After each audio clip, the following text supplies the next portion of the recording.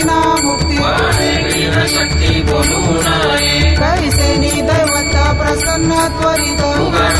निवांत शिव शिवाय सायास करशी प्रपंच